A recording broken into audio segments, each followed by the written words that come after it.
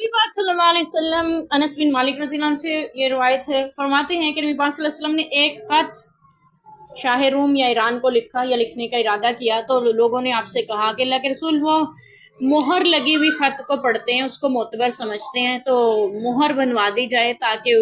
वो उसको मोतबर समझे कि फलां शख्स की तरफ से खत आया है। मोहरें होती थी, ठीक है, तो उस दौर में तो जैसे आजकल साइन होते हैं, दस्तखत कर दिए जाते हैं कि फलां शख्स की तरफ से दस्तखत शुदा है, तो उस वक़्त में मोहर का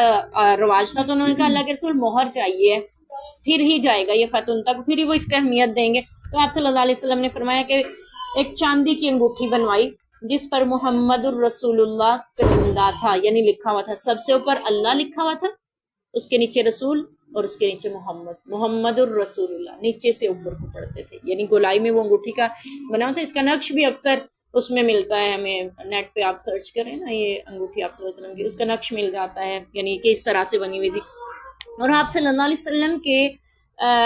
पुश्त मुबारक पे कंधों के दरमियान जो मोहरे नबुव्वत थी ना, उस पे भी ये लफ्ज़ कमीदा था, मोहम्मद रसूलुल्लाह। और ये आप सल्लल्लाहु अलैहि वसल्लम की नबुव्वत की बिल्कुल वाज़ेह अलामत थी कि वो उभरी हुई बदन की।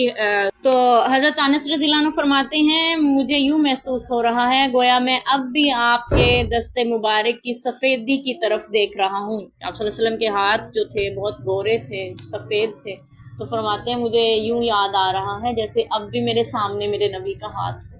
ठीक है, वो बता रहे हैं। तो आप सल्लल्लाहु अलैहि वसल्लम ने मोहर बनवाई और उस पर मोहर, यानी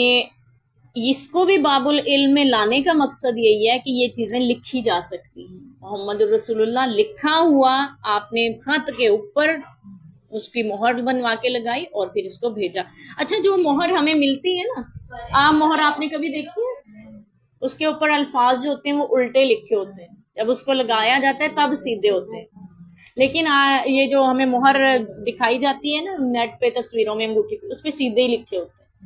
क्योंकि उल्टे अगर लिखे हो तो वो हमसे पढ़े नहीं जाएंगे, हमें समझ नहीं हो सकता है, यानी गलत लगे, तो इसलिए वो यानी मोहर की तरह एक शबीह बताई जाती है ना। तो इस अंगूठी के बारे में आता है कि आप सल्लल्लाहु अलैहि वसल्लम के बाद ये अबू बकर सिद्दीक रज़ियल्लाहु अन्हु के पास रही, और उनके बाद हज़रत उमर और हज़रत उस्मान गनी रज़ियल्लाहु अन्हु के पास आई। फिर हज़रत उस्मान गनी रज़ियल्लाहु अन्हु एक दिन एक कुएं के किनारे बैठे हुए थे, अपने ही ख्यालात में गुम थे कि अचानक वो अंगूठी से खेल रहे थे, जैसे हम निकालते हैं परेशान हो तो अंगूठी फिर पहनते फिर निकालते, तो यूं कर रहे थे, अचानक वो उनके हाथ से छूट के कुएं में गिर गई।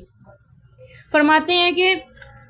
जैसे ही वो अंगूठी कुएं में गिर गई उनके हाथ से निकल के, यानी छूट कर, तो जैसे ही वो गिरी उन्होंने कुएं का सारा पानी निकलवा दिया बाहर अंगूठी ढूंढने के लिए, लेकिन वो अंगूठी नहीं मिल सकी, ठीक है,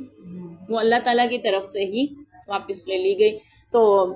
बहरहाल यानी यहाँ से हमें ये भी पता चला कि आप सल्लल्लाहु अलैहि वसल्लम की एक अंगूठी थी चांदी की और उस पे ये कनिंदा था। इसमें से बहुत से मसाइल ये भी मिलते हैं, यानी पैदा होते हैं, क्या हम ऐसी अंगूठी पहन सकते हैं जिसपे अल्लाह का नाम, अल्लाह के रसूल का नाम लिखा हो? पहन सकते हैं, लेकिन उसमें एहतियात बरती जाए कि नापाक जगहों पे जाते हुए उसको उतार दिया जाए। तो आप सल्लल्लाहु अलैहि वसल्लम भी जब बैतुल खला जाते तो वो अंगूठी उतार दिया करते थे। और इंसान अगर खुद ना पाक है तब भी नहीं पहन सकता, वो तो हज़रत सुलेमान अलैहिस्सलाम